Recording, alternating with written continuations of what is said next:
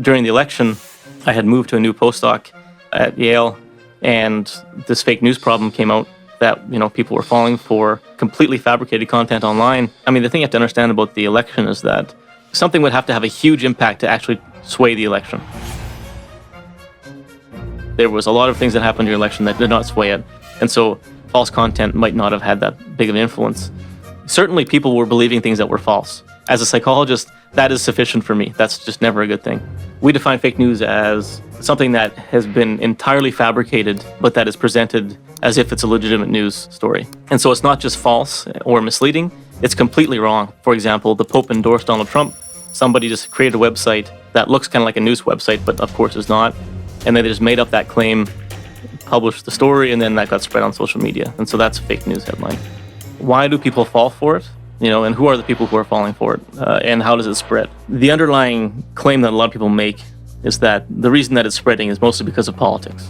That, people are partisan hacks, and they kind of engage in this rationalization process when they see something that they want to believe. So if you are a Catholic Republican, and this is, the days before the election, and you see a fake news story that says the Pope endorsed Donald Trump, you really want that to be true, and you kind of use your reasoning to convince yourself that that's true. You actually kind of delude yourself, which is why it's such an intractable problem. That's the idea.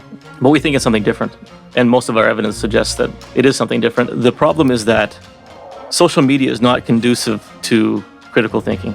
The basic thing that we do in a lot of our studies is we give people actual content from the world. So I've gone and found actual fake news headlines and actual, of course, mainstream true content from New York Times, Washington Post. And then we present them to people in the same way that they would look if they were on Facebook.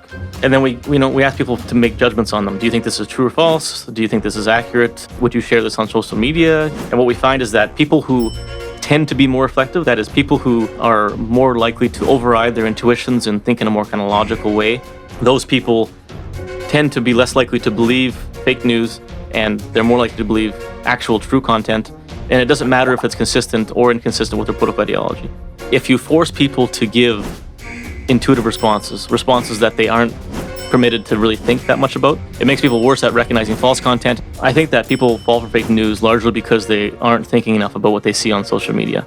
And so one of the things that we can do, and that's we as in each of us, is to start thinking more critically about the things that we see on social media, which of course everybody might say that as a solution, but it actually might work.